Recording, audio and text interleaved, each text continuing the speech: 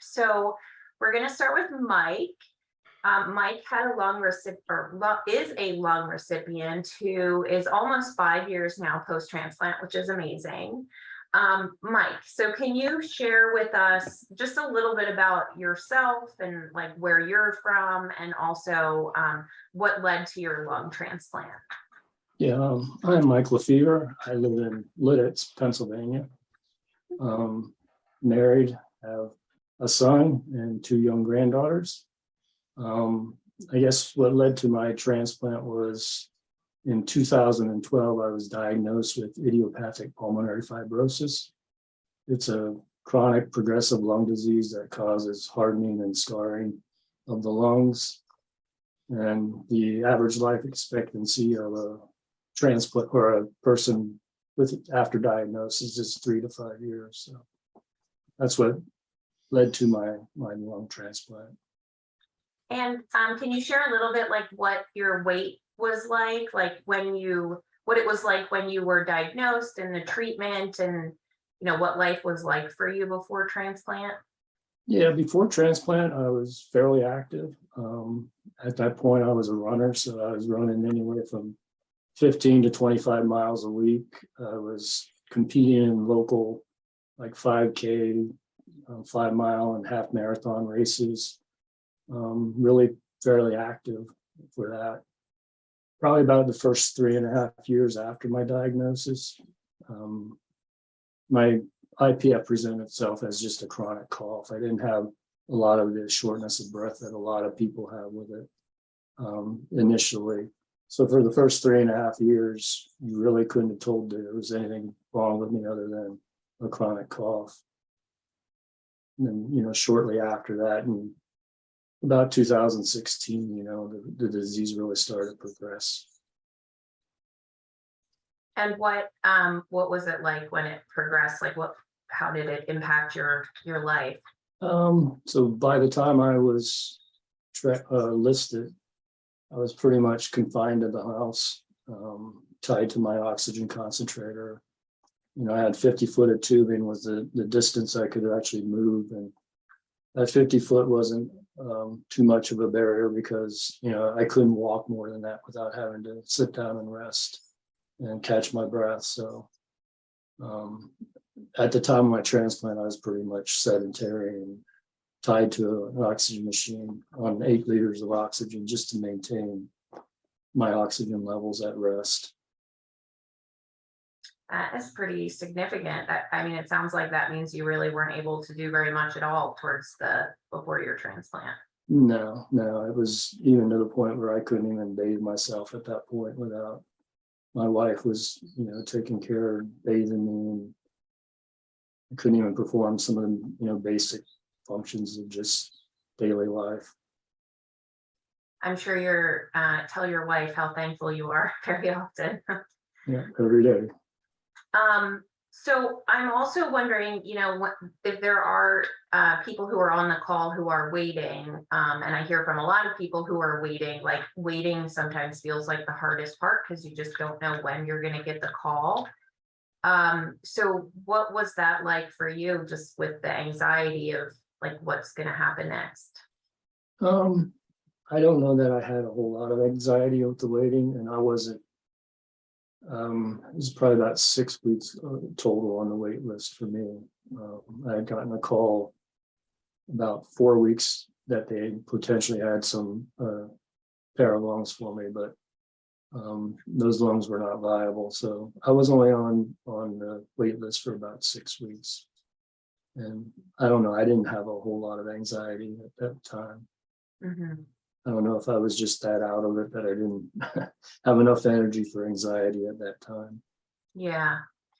And then last question about your pre-transplant experience. So you had been diagnosed years before, but were only listed for 6 weeks. So how did that play out, that you didn't get listed really until that point? I had been went for the evaluation in September of 2016, which I got transplanted in July of 2017.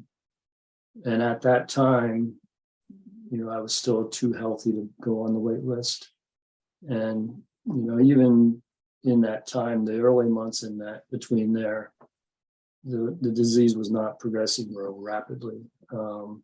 It just really accelerated towards the end.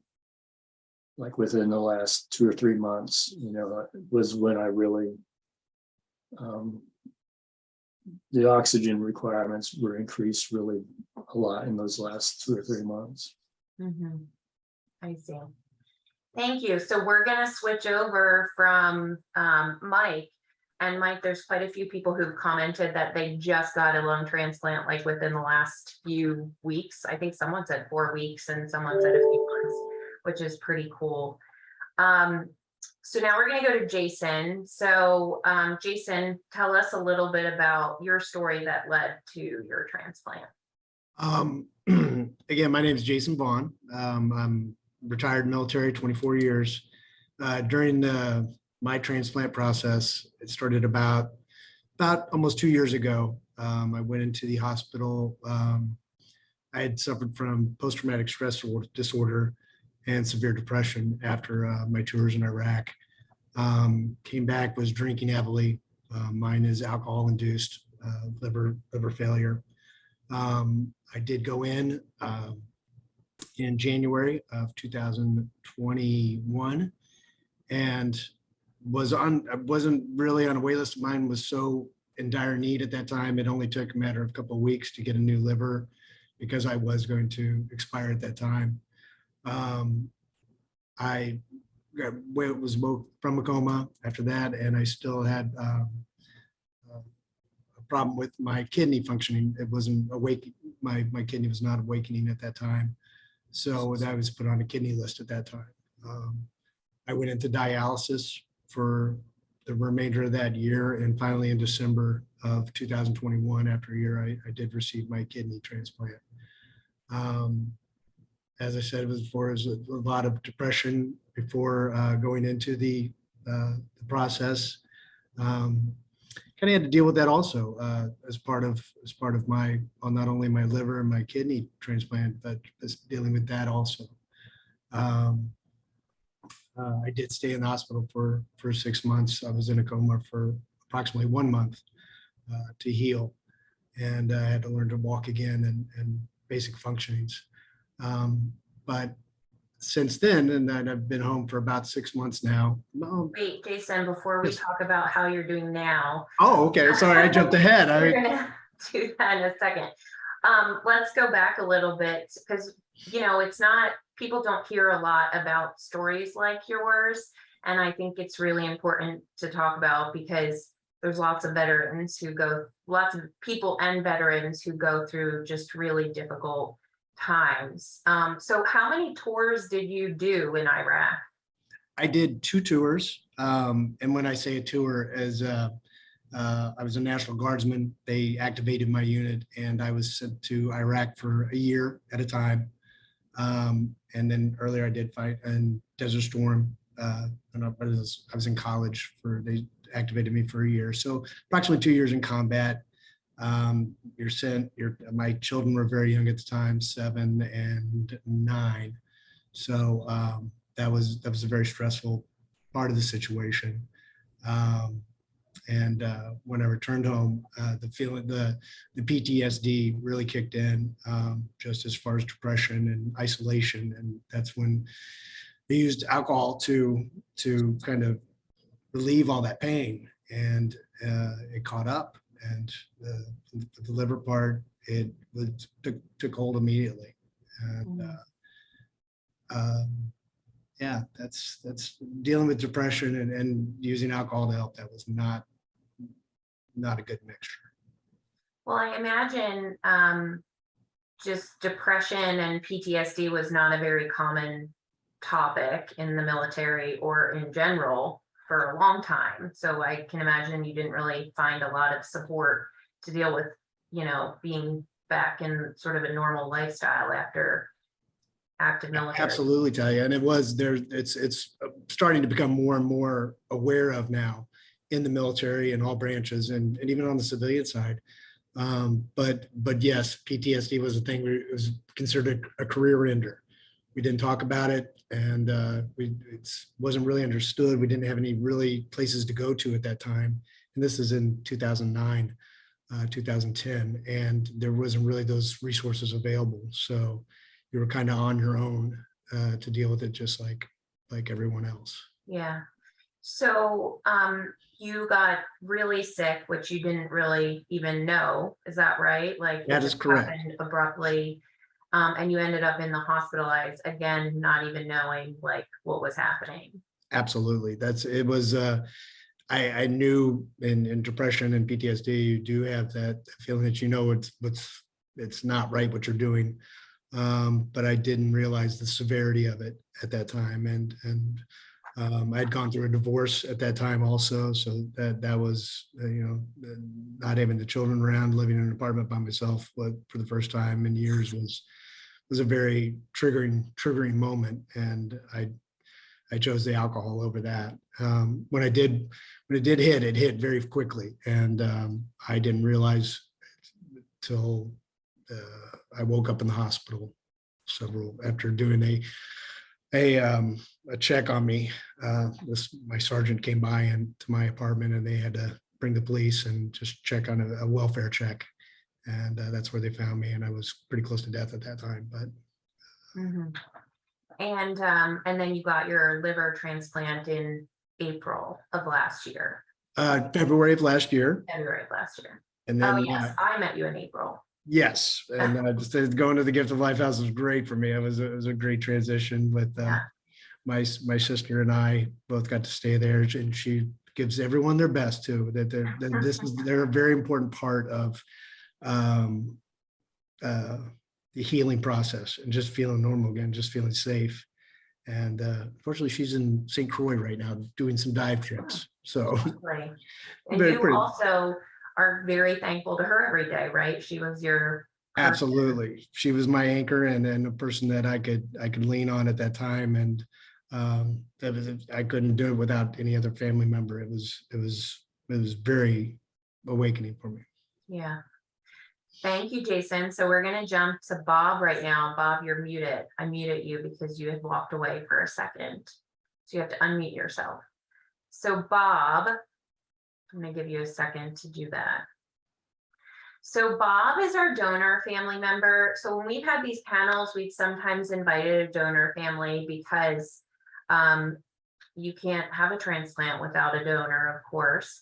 And the donor family story is really important. And Bob will talk about his daughter and hopefully offer a little bit of a relief to some transplant patients who experience some of that guilt post-transplant, that survivor's guilt. So Bob, let's start with you telling us like what led you to become a donor dad. Yeah, my daughter. First, let me say that for anyone who wasn't at the president's breakfast a few weeks ago and didn't get to hear Jason speak, it was great. He tells a wonderful story, sad at times of what happened to him, but he's obviously come a long way since then, and he's back on top again. And it was just so wonderful to meet him and talk to him and to listen to his story. It was a great time. Thanks. And I don't think anyone was there. So this is a first for everyone. Thank you, Bob. Me and you, Jason, just me and you. We're lucky too. Okay. Our daughter, Kelly, passed away in January of 2014 from a brain bleed. And unbeknownst to me, she was an organ donor. It seems like everybody in the family knew it, but I didn't. And that's okay. But she had fallen. She lived up in the Pocono Mountains at the time, and she had fallen and hit her head in her house and developed the brain bleed. And they took her to Stroudsburg Hospital, who they realized right away that they didn't have they couldn't care for her the way she needed, and they airlifted her to Lehigh Valley Medical Center, which is a trauma 1 unit. And also, I guess because of what it is, they had people from the Gift of Life that were there. And when we got the phone call on a very cold and icy Saturday night in January of 2014, we headed right up there, and the first, couple of the first people that we met were from the Gift of Life. And of course, then we, speak to the doctors and everything about Kelly's condition. And unfortunately, over the next 3 days, she never got better, and she died on Monday morning, and her heart and her kidneys were recovered for transplant. And all that set in motion my being at the family house and being part of the Gift of Life, and the family too was involved in the ways that I spoke of earlier of them. We do home cook heroes dinners. We hold a fundraiser every year for the donor dash. I'm a volunteer shuttle driver. I am a Gift of Life ambassador. I do speaking events like this on occasion. And I do it all just to keep to it. I mean, not that it wouldn't, but it moves Kelly's memory forward. It just keeps her in the front, because you might as well call me Kelly, because I'm Kelly, driving the shuttle and speaking and doing different things for the family house and for the Gift of Life, because we do it to keep Kelly's memory moving forward. And it's a happy thing, but it's born out of a sad thing. And I mean, thank God that we were able to get connected with the Gift of Life and everything that they offer, and with the family house and with everything they offer. And I couldn't be happier to go there as many times as possible, to do anything that needs to be done. So Bob, and I didn't really talk about this in the beginning, but all of our panelists are local to here in Philadelphia in a way. And as you heard from Bob and Mike, also are volunteers through Gift of Life. We'd love to get Jason to volunteer, but he will be moving to North Carolina soon.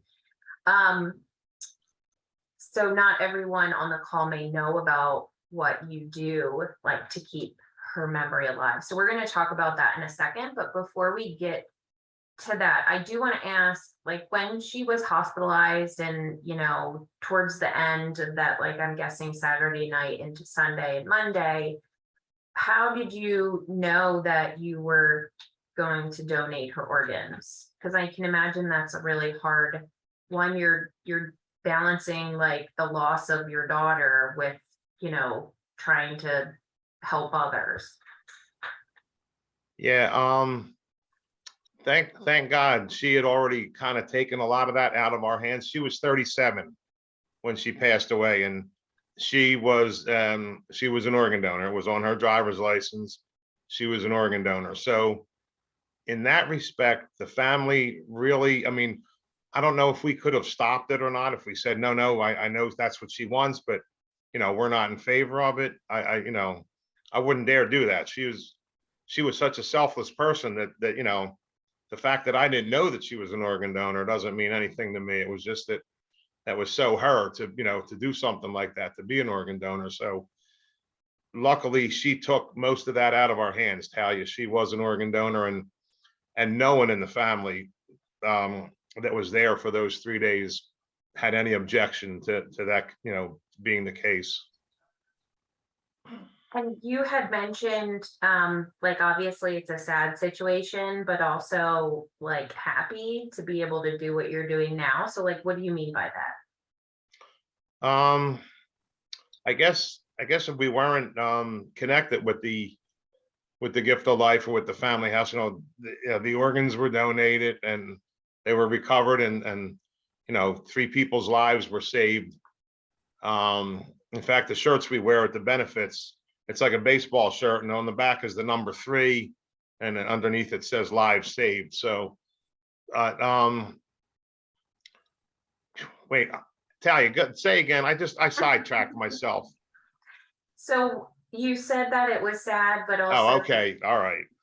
Thank you. That was good. Well, it's it's given our lives purpose, but me in particular, it's given a different type of purpose to our lives. There's nothing we can do to bring Kelly back. But if we can keep doing things that help other people, that take some of the burden off other people, the people that stay at the family house, the ones that need transportation back and forth to the hospitals and things like that, the ones that are happy to come back and sit down and have a home cooked meal at the end of their day, a very stressful day, no doubt. That's the happy part. The unfortunate part is, we had to lose a daughter for all this to happen, but I refuse to just sit back and maybe just wallow in pity or whatever, and just, oh, poor me, woe is me. And there's a lot we can do to step up and help other people. We're not going to bring her back. So, that's out, and we just want to do what I love doing what I'm doing. We love doing what we're doing, and like I said earlier, it keeps her right in the front and keeps our memory moving forward every day. Yeah, thank you so much, Bob. Tim, we didn't know if you were gonna make it today, so. I had to pick up my son. I apologize. And then I got home. I'm like, I gotta get on. I apologize. So, Tim, we'll go to you since we heard from Mike and Jason and Bob so far. So Tim, can you tell us a little bit about your background, like what led to your transplants?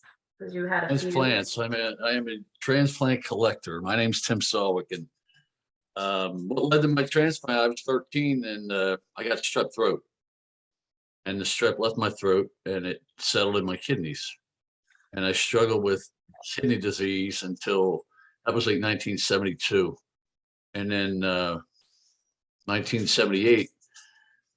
During that time, I was on dialysis a little bit. I graduated from high school in 77. I was ill. I was on dialysis. And then we heard about the life-changing transplantation world, and we pursued that. And in August 8th of 1978, my mother gave me my first kidney. I was 17 years old, graduated from high school, and my life was changed. Transplantation works. I worked for a couple of years. I went back to school. I graduated from Temple with a communications degree. I got married in 1985 to my beautiful wife. And we got married in June, which is coming up next week. And by New Year's Eve, I had ascites, I had fluid all over. My kidney wasn't working so well. And so my brothers, my family got tested. I'm from a big family. And one of my brothers, Dan, gave me a kidney. He gave it to me in May of 1986. My first son was born in April of 86. And in May, I got a kidney from my brother, and my world went back to everybody's normal. I worked in television, I worked in radio, and life was good. And my wife's from a big family. I'm from a big family. I was healthy again. And that's the way I always think about that. I'm not a victim. I'm a transplant recipient who's living a great life. And we had Leah came in 88, or I'm sorry, PC's 86. She was 88. In 90, my son Luke came along. 92, Angelique came along, and I was a regular guy. I was out there working in the world. I was doing what I could do. What we all think we can do when we grow up, right? And never really thought about my transplant other than I have one and I follow the rules, which are basically do what you want, but don't box. I did what I wanted to do. My wife and I wanted to have children. We were married. We had children. In 1991, 92, my nephrologist said they have a test for Hep C. And since I had dialysis and had blood transfusions, she recommended I get that test for the filter of C. In 1992, my daughter Sarah came along, and I got the test, and I won that lottery. I had Hep C, and they decided that they would just watch it, that it could take years. There's no need to worry. Just let's watch it and carry on as you do. And so I did. And I was working in cable advertising at the time, and I was doing well. And 1990, let's see, TC, Leah, Luke, Ange, Sarah. 1996, Annalise came along. So we had 6 children. Life was great. 1997, I started seeing ascites in my stomach. 98, my eyes were yellow. I couldn't move. I couldn't go to work. I would get up to go to work. I would go into work and I would leave and I would go take a nap all day. I couldn't function. Finally, in 1998, I went out. I had Hep C was raging through my body. And so I went back on the list for a liver. And when we met at Penn, I had all of them done at Penn, the University of Pennsylvania Hospital. They listed me as a liver kidney because the amount of immunosuppressants they thought I was going to get would ruin my brother's kidney. So I was listed as a kidney liver patient. And I waited. That was 98, and we waited. We had the beeper back in the day, and that would go off, and then it would be a false alarm. And that takes air out of your balloon. And as I waited, I got worse, and I got worse. I couldn't hardly move. I had encephalopathy every other day, if not every day, which is the worst possible thing a person can go through, I think. Not knowing what you're doing, but you're awake, and cops are coming to your house, and your wife's trying to take care of you, and you're just violent. It was crazy. And then in 2005, I got a kidney and a liver. My mother gave me a kidney on August 8th of 1978. August 8th, 2005, I got a kidney and a liver from a wonderful young man who was one of my heroes, who had the wherewithal to sign an organ donor card. And I received his kidney and his liver. Was getting better. The Hep C came back. And so we had to deal with that, and we did. And the Hep C went away. They put me on a protocol of interferon and ribavirin, and within a month, it was gone. And they didn't know what to do with me, which is pretty much my story of transplantation. They don't really know what to do with me. Tim, before we go on to like how you recovered from the last transplant and what you're doing now, because we're kind of going in stages with each speaker. Okay. Can you, well, first at this point, how many kids did you have? 6? We had 6. And you said the wait was really hard, especially due to like the brain fog and I'm, getting calls and then them not going through. Yeah. How many calls or false alarms did you have? Over that 7 years, I probably had 4 or 5. So you got like 5 false alarms. What was that like? Thinking you're going to get it and then not. You know what? I don't know what, like, it was disappointing. But I just like, okay, all right, here we go. I would actually get mad at myself, not at myself, but just mad to internalize it. That I'm going to keep on going until I get it. It's going to come. Now the odds are in my favor. That's why as longer it went, the more the odds became in my favor. I got sicker, and that odd ultimately was the one. When I got my kidney and liver, they opened me up to give me the kidney and the liver. And they looked at my liver, and the top of it was too healthy looking. It was not good. But they had transplanted worse livers than mine, and they shut down my operation.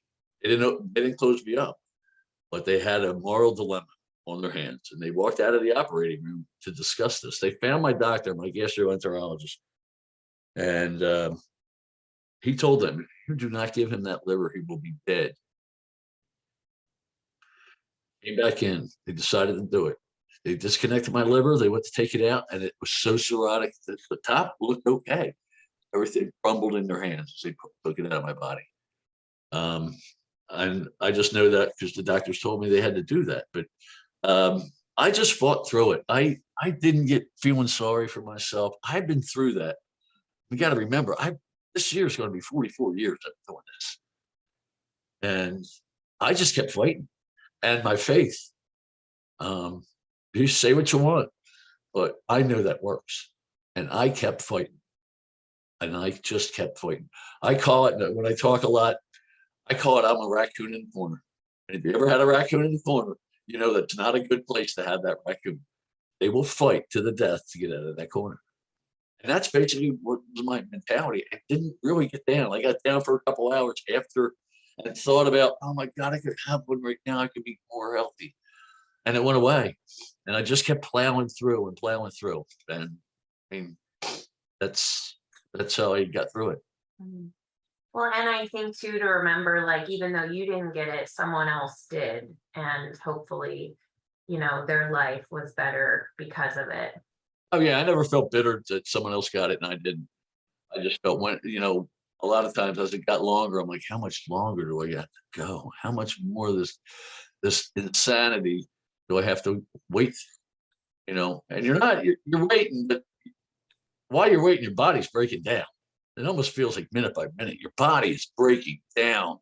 One day you can get up and walk, the next day you can't get up because you got encephalopathy, and the police are cuffing you and taking you to the hospital because they don't want to get hit. They put a flag on my house when they got a call to come to my house. They know it was me, and that was the problem. But I was violent when I was encephalopathy, if that's a word. So they always had to take me to the hospital in restraints, and that happened all. The worst thing is my children had to see that. I tried to hide my health that way. That I'm your dad. We'll get through this. Didn't always work. I think they do more than they're letting on. So. Well, the theme of this group is that you're all very thankful for your loved ones who took care of you and dealt with you during those times. Right. So we're going to go back to Mike and go back around to everyone with the next question. So Mike, your question is, so you got your double lung transplant like almost 5 years ago. What was and we're just going to group this into one question. What was your recovery like? And how are you now? Like, what's been the last 5 years been like for you? Yeah, so my recovery, I was in the hospital for 2 weeks after my transplant. First week I was in the ICU, and then second week I was in the step down to recovery unit. And then that second week in the recovery unit, the physical therapist had actually come in and she had me walking up and down the hallways. And if you could really compare that to just 2 weeks earlier when I couldn't walk more than 50 feet without having to sit and rest, the only way I can explain it, it was truly a miracle. That it was night and day from, in that 2 weeks post-transplant. So after I was released from the hospital after 2 weeks, me and my wife stayed in the Philadelphia area for about 4 weeks, where I went to pulmonary and physical rehab. By the time I was done with that, I was able to actually walk 2 miles on a treadmill. Once I was released from physical rehab, came home, I continued to exercise at home, and actually in April of 2018, I was able to run the donor dash. So that was 9 months post-transplant. I was running a 5K race. Since then, life's pretty much returned to normal. I was able to return to work full-time 3 months post-transplant.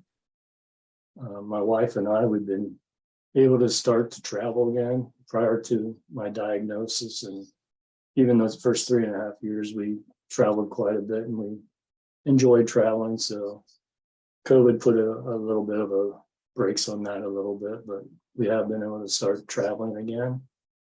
And, basically I've got no physical limitations. As a matter of fact, for my 2-year anniversary of my lung transplant, I was able to do something that I wanted to do ever since I was a little kid. I actually went skydiving. So and that was quite a discussion with Dr. Lee to see about skydiving, but after some talking, we decided it would be safe for me. So something I've always wanted to do.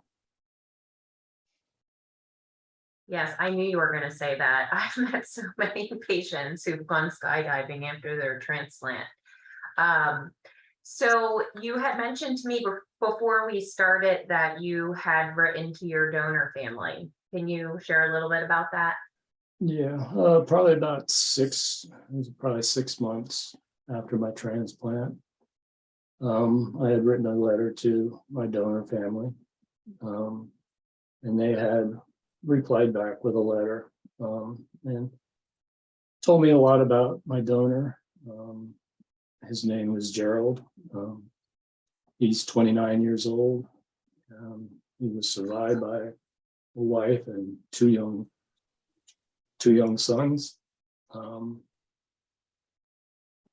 In the letter that I got from his wife, I can assume he wasn't a registered donor, because she had said that, when they had approached her about organ donation, that she said that they decided, to go ahead and do it because they knew that would be something that he wanted to do. So I'm assuming from that he was not a registered donor. I also received a letter at the same time from his mother. And I guess, the one thing that she did tell me in the letter that I kind of take comfort in is that she was able to take comfort in the fact that her son did not have to die in vain. That people are able to continue on because of the gift that he gave. So yeah, it's 5 years and I still choked up.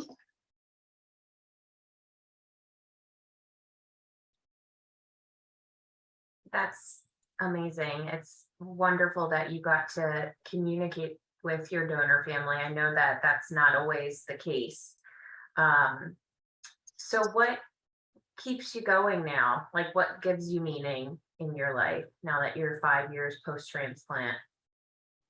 I think it's just really, I realize how short life is, and life is a blessing.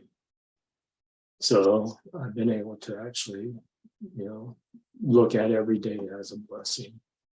So, and one of the other things is to try to, again, keep my donor story alive. I often, in my talks, whenever I'll talk, I always talk about our story. And it's never my story. So that's one of the things that I try to do is, to pay forward the gift that he gave me. Yeah, thank you so much, Mike. So we're gonna come back to you one more time because there's a few questions in the chat. But we're gonna go to Jason now, and same question, Jason. You have a sort of a little bit of a unique situation as well, since you had a liver and then a kidney 6 months later. But what was your recovery like? Like, how are you doing now? Recovery for me was just a lot like Mike. I woke up in a hospital, like I said, after complete liver failure, complete renal failure. I was in a medical coma for about a month, so all my muscles had atrophied, and so I was in the hospital for approximately 3 months till March, till I came to Gift of Life. During that time I had to go through physical therapy where I had to learn to walk again, stairs, even cognitive therapy, just learning how to do the basics all over again, from brushing my teeth to combing my hair, and being from a very active person to being in the military and being very athletic to not just being able to walk without a walker was an incredible challenge for me. Luckily, like I said, I had my sister there with me that helped me out through the challenge there on the physical part too. Mentally, just rebuilding everything. Like I said, I went through a divorce during that time period, and reconnecting with my 2 kids who are in college now, and healing a lot of relationships with them and other people around me that didn't even know what was really, I even suffered from PTSD, and I kind of got lost on that one, Talia, sorry, but it's been an incredible journey for this past year and a half. So you had mentioned, you talked about the physical rehab and all, and also really an emotional one, since you had dealt with, this all happened so fast to you. It wasn't like you actively chose to like go this route. You just went sort of in a coma, got a transplant and woke up. Exactly. So how did you deal with that piece mentally? Like it's not like the transplant fixes your PTSD or what you experienced post or pre-transplant. So how did you deal with some of that after your transplant? That tell you, and everyone, that was probably one of the toughest parts of this whole situation. And I don't want to say like sometimes you have aha moments in your life, and that was definitely one of mine, where I woke up and things were a lot different than when I went to sleep. And it was a realization that this is, like Mike said and Bob said, that this is, everything was so precious as far as my life, and I'd been given a lot of things, and even like when I came home from Iraq, was that I did have the survivor's guilt also, where I'm like, wow, why did I deserve this? Why am I the one here and not anybody else? Why do I deserve this? So that was a big thing for me to look at. Coming into when I went home and in the past year, it's been more of just rebuilding and keeping a faith in something that I don't quite understand yet, but I hold on to. And just seeing this past weekend, I had Father's Day weekend with both my kids from they came home from school, and I realized that was the thing that was important. That just seeing their faces again was really of why I'm here. And someone actually asked this, and I think it's mostly applicable to you, since it was a part of your story, but you had a liver transplant due to cirrhosis. And how do you deal with, like, there's probably people who will be drinking alcohol around you. Like, how do you deal with that? That has been a big question I've had to answer, or that I have had to ask myself. And the bottom line is 100%, I owe a debt to my donor. I owe a debt to the people that saved my life. I owe a debt to Gift of Life. I'm constantly on guard, constantly looking at that this is a situation I don't want to be in, and this is what caused me such incredible amount of pain, and a lot of people pain, that I have to be on guard. I have to be very guarded, but it's that life I want. And since your transplant, you've been actively participating in like military groups and helping other soldiers, right? Absolutely. And that's been probably the biggest payback that I could ever imagine. I am a master resiliency trainer with the Army. What that means is that we have 22 suicides a day in the United States military. And that means people that have post-traumatic stress disorder, that have drinking issues, that have addiction issues. And I go in and speak to soldiers and give them options. I'm more of a facilitator of, this is where you can get help. But the choices that I couldn't find at the time when I was going through my PTSD, I'm able to help push shoulders and push people to a place where they can get help. And it's been such a rewarding experience beyond anything I ever thought, and it helps reevaluate what life is. Yeah. Thank you so much, Jason. And obviously you found like your place in the world now post-transplant. And I'm happy to know that all of those soldiers do have you, because you have an amazing story and you're clearly very motivated and will inspire others to get help and make good choices. So thank you. We're going to go to Tim now. So Tim, tell us about your last transplant and transplants and what, because that was like 15 years ago. Was that 15 years ago? And how you're doing now and like this My life. transplant in '05, and I was out of the hospital in 3 days. I mean, I've been going to Penn so long, they should name a wing after me. Doctors walked in, they said, "What are you doing here?" I said, "Get me out." And I did. I went home. My surgery, it wasn't difficult. It hurts, but I was feeling better every day. And I knew what to do with my medications and what to look for. And so there was no real reason for me to stay in there. And so I didn't. I had to go back and be checked every couple days at first, then a week, then 2 weeks, and staples came out. And I was moving slow at first, but I was feeling better every day. And it just got better. When I left, I was leaving the hospital, and I told you this story, Talia, so I'll tell everyone else. When I was leaving the hospital, the doctor came in 20 minutes before I'm leaving, and he's got Dr. Longface on. And he says, I said, "You got bad news, you better tell me now, because I'm going home." So he says, "Well, the new medications we give you make you sterile." And I said, "Doc, the glass ain't half empty, it's half full. Got a beautiful wife, and I already have 6 kids. Stop. Everything's good. I can deal with this. I'm a kid in a candy store. Crazy, right?" So he tells me that, and I'm thinking, all right, it is what it is. I got 6 children. 15 months later, I called the doc back. I said, "Hey, doc, remember that side effect?" He drops the phone on the ground and says, "Salwick, it could only happen to you." So June 14th of 2007, Nikki Rocco Salwick entered our world. And he is our miracle baby. He is our miracle baby in many ways. First off, that he was a miracle. Second off, 2012, we lost my daughter, Sarah. We lost Sarah. She was 21 years old. She had a heart attack, but we didn't know she had a problem. But she was an organ donor.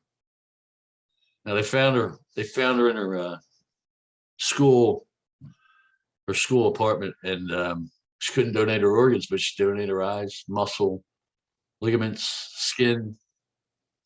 And it was the hardest day of our life. And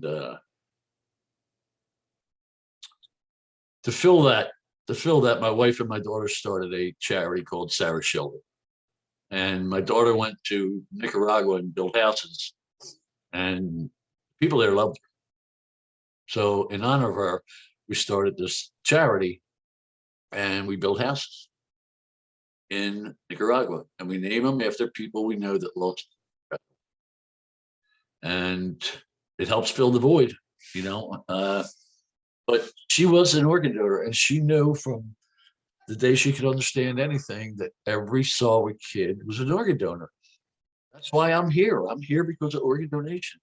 I know how blessed I am. I know, and I live my life, hopefully.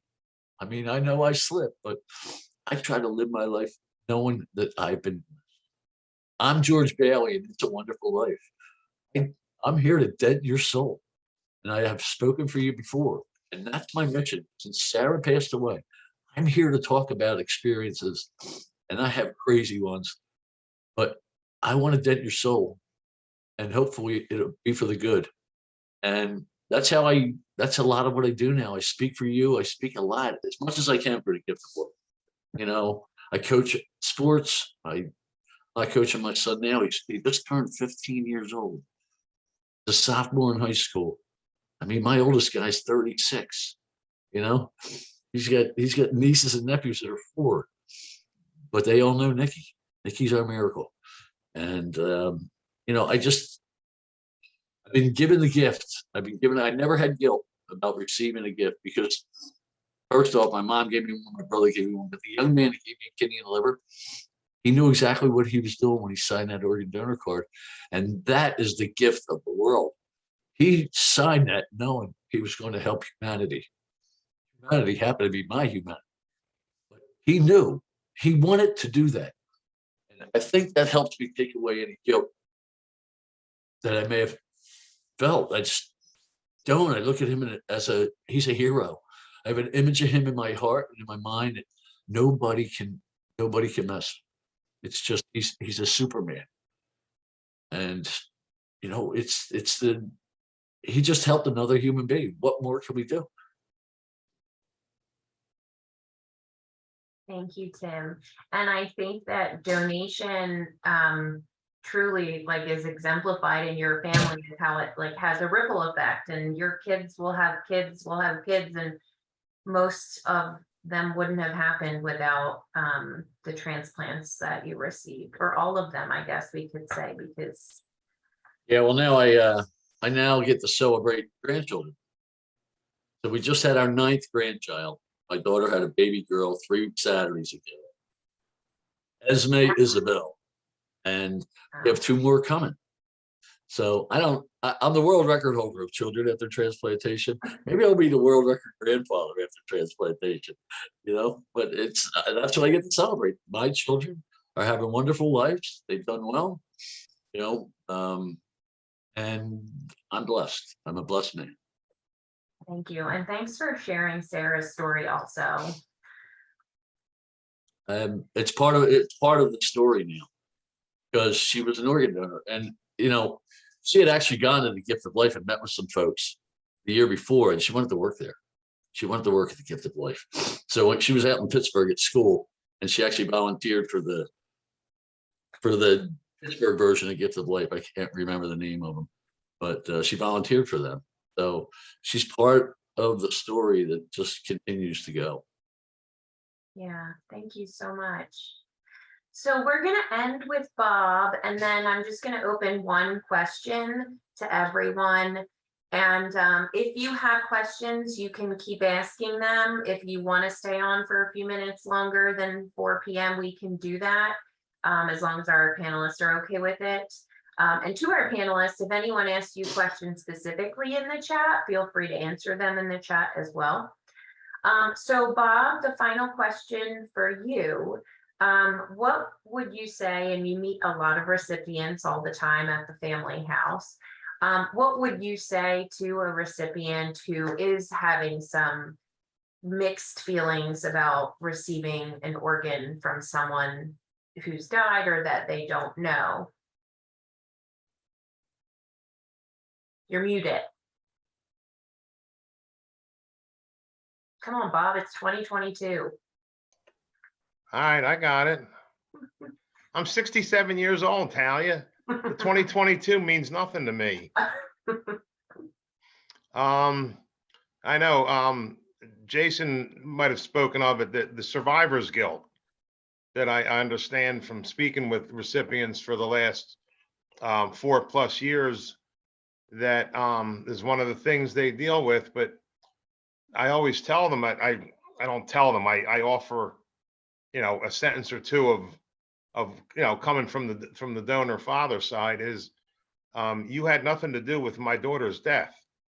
So I don't want you to feel, you know, the least bit guilty. You didn't take the life of someone and then receive their organs. You just happened to be in need of a transplant, and somebody died that, you know, had a heart that could be transplanted to you, or kidneys or liver, lungs, you know, whatever it might be. And I'm not from that side of the fence. I'm amazed. Tim is from both sides of the fence. That's absolutely amazing. I had no idea, but I don't know what it's like to, you know, to receive a transplant. Like, I guess I kind of hope I never do, but there's, you know, there should be no guilt involved. But again, that's easy for me to say. That's one of the things, I guess, that transplant recipients deal with after their transplants is, you know, someone died so I could, you know, so I could live on. And I just like hearing from everybody that there, and it goes for me too, but from a different side, that, you know, you're gonna live your best life. And that's fantastic. It's so good to hear, because sometimes people get second chances and they don't live their best life, and they don't do things that would, you know, move everything forward. So, but from my side, I said it earlier, I'm, you know, as a not as a recipient, but as a donor family, I'm keeping Kelly's memory moving forward. And I'll do as much as I possibly can to help as many people as I can at the Gift of Life and at the family house, and do it all in her name. I told you, you can call me Kelly. I'm a, it's Kelly's, Kelly's fault, if you will, that I'm here today, doing all these things with the family house and the Gift of Life. So don't thank me, thank her.